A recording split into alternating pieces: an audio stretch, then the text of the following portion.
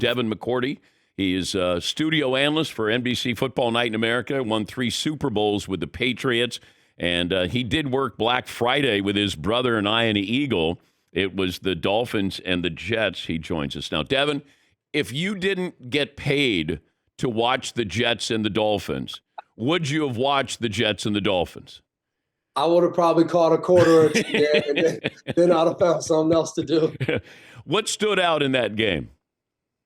I mean, it was obviously the Hail Mary interception, but just that phase, like we're watching the game and Tua throws an interception, pick six, the Jets go score. They miss the extra point. Miami gets the ball back.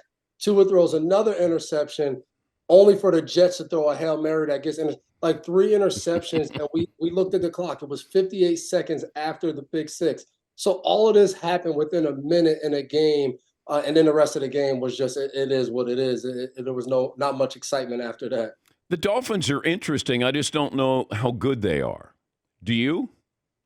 I think that's everybody's thing. Like, we know how they're going to perform against the teams that are subpar or below. They show up, they usually handle business, but against the better teams. And it's not that they go and get blown out. They just fall short against the better teams. And it makes you wonder, like, okay, do they really believe that they can get over the hump? If there's a game down the stretch in December against a good team, or they get in a playoff battle, have they built up enough equity as a team that they know, all right, we're in the middle of the fourth quarter, we're going to execute and win? I don't know if they have that belief about themselves yet. Would you be scared, or how scared of Tua would you be as a defensive back? I would be scared. From my time competing against Tua, for one, I never beat him at his time in Miami.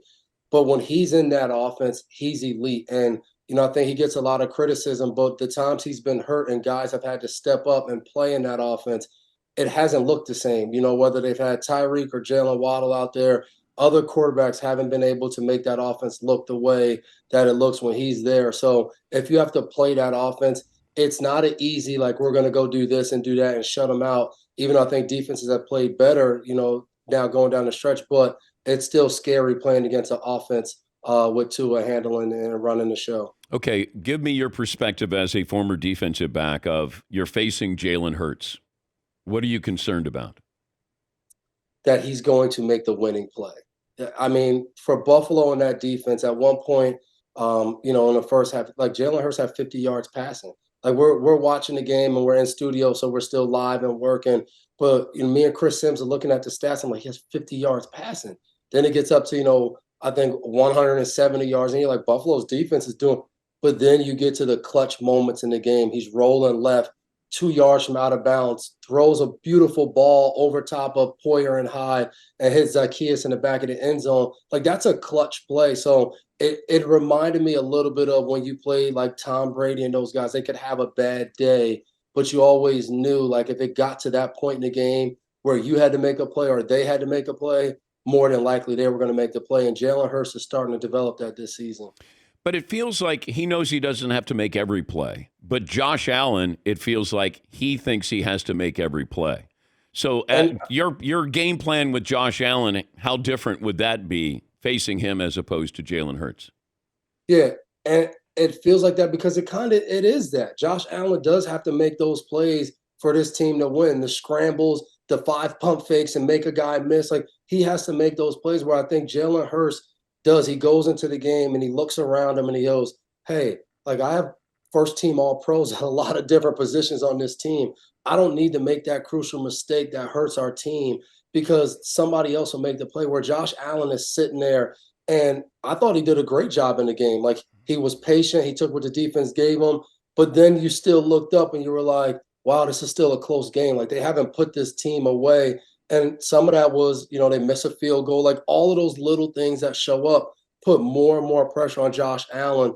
And we criticized the one interception he threw to Bradbury, but it's like he made one mistake in a game where he had to be great time after time. That's hard to do. And it stinks because they still haven't released some of that burden from Josh Allen still after all of these years with him performing so high.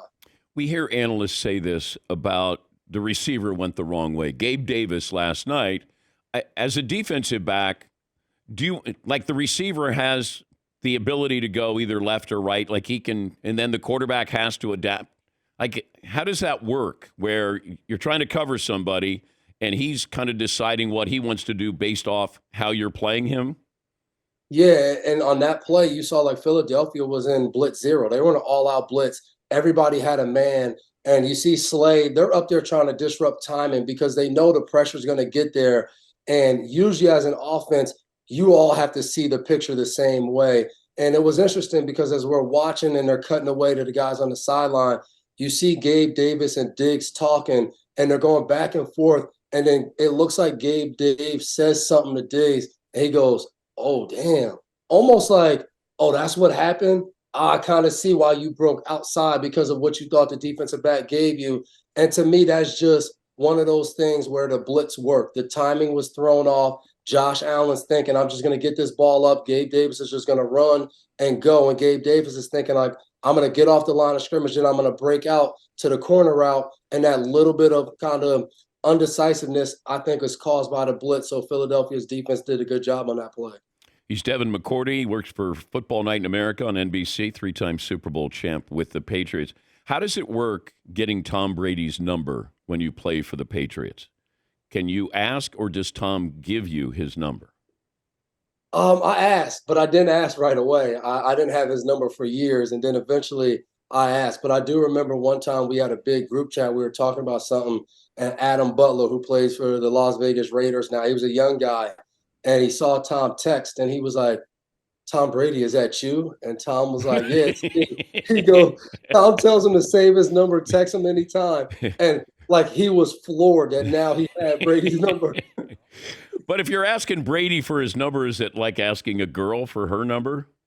It kind of feels like that. It's that like, am I good enough to ask Tom Brady for like almost like, hey, is this girl just out of my league? Is she a little too cute? But Tom's super down to earth, so it always works out for guys. Yeah, he could have given you a fake number. Let me ask you about the teams who can win a Super Bowl in the AFC. How many teams do you think truly can win a Super Bowl? I mean, you obviously got to have Baltimore in there. Um, Kansas City because of Mahomes. I think they're always in it. And I would also throw Jacksonville in there. I think the Okay. way Jacksonville has performed, I think you got to put them in that category. And then out of the AFC East, like we talked about before, I'm just not sold on Miami yet being able to be over that hump. But if you said to me right now, in a world, can you see my? Yeah, I would say Miami's in that boat. And I think for the AFC North, who had the strongest division, the injuries I think takes everybody else out of that category to be able to win a Super Bowl. But I think Mahomes is the wild card because if the team gets up to pace, he's the best quarterback to me in the NFL. And when you have that guy, I think you have the best odds to win a Super Bowl. Okay, how many teams in the NFC can win a Super Bowl? In the NFC, I think it's obviously Philadelphia. I think San Francisco. I think Dallas. I don't think Detroit is in that category. I know their record's still up there. They're still going to be one of the better teams. I'm not sold on Detroit being able to execute and win down the stretch to win a Super Bowl. How many quarterbacks had a tell? You can say it now since you're not playing, but could have an idea of that they're going to pass or he's going to throw it my way? Snap count, I mean, anything like that stand out with any quarterback? Not to like just say definitely like this guy, but to me it was always like a whole offense thing. It wasn't just like I remember we had a beat that we thought on Aaron Rodgers in 2018 December game in New England. So, everybody's wearing their pouches and we get in at halftime and they're like, Aaron Rodgers has his hands in his pouch. And then we takes him out right before he snaps the ball. And I'm kind of looking like, this is Mickey Mouse. Like, this is Aaron Rodgers. We're going to really go off. So we're like doing these all out blitzes. Like we have all these things. And in the first half, we're just looking at the play clock because Aaron Rodgers is good. And we go out there in the second half. He takes his hands out and he gives us the fake and he just smiles at us. We all take off full speed and he's ear to ear smiling like, I got y'all now. And for the rest of the game, like that tail went just like that. That's great. That was always a scary thing against the really good guys. That's great. If Bill Belichick called and said, Devin, you think I should continue to coach? What would you say? I would say yes. But in New England. We would have a long conversation about if it's in New England. I think, I remember, talking to Coach Shiano back at Rutgers, Greg Shiano, about when you're in one place for a long time, sometimes it's time for a change. I think we saw that with Brady a few years ago, goes down to Tampa, wins a Super Bowl, I think, in New England. Like it could possibly be that time for Bill. So that first question I would answer in 5 seconds, but the rest of our conversation would probably go on for about 3 hours of trying to decide and talk about the pros and cons of being and staying in New England. What if Robert Kraft called you and said, Devin, what do you think I should do at the coaching position?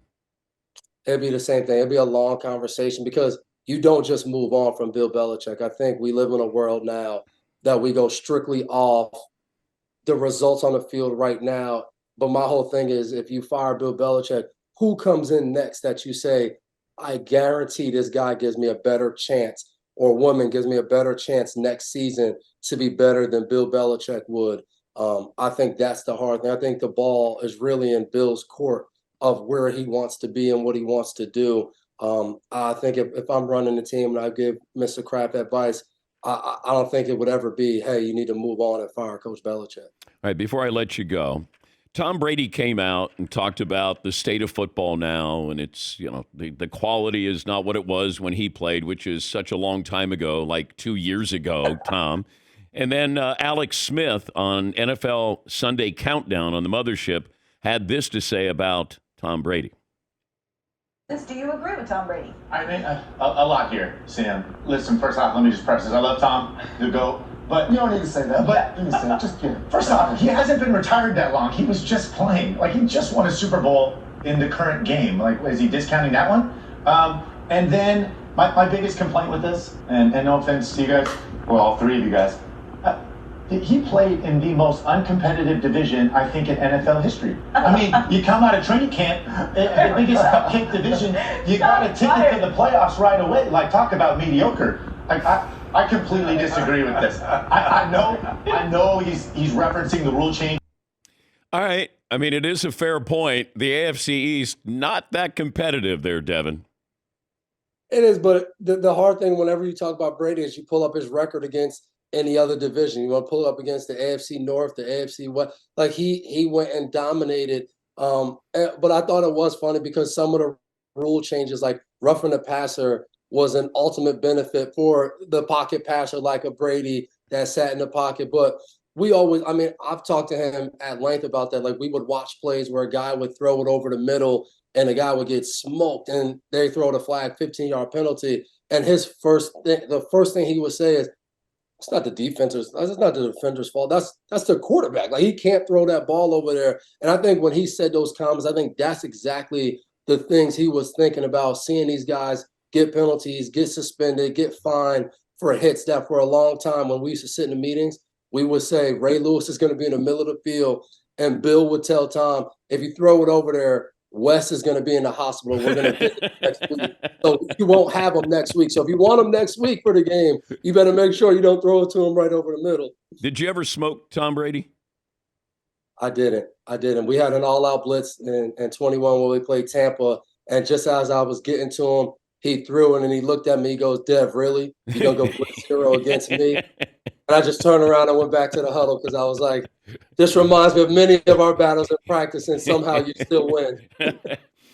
Hey, great to catch up with you. Thank you for joining us, Devin. We appreciate it. Thanks. Good talking to you, Dan. That's Devin McCourty, NBC Football Night in America analyst, won 3 Super Bowls with the Patriots and 3-time All-Pro.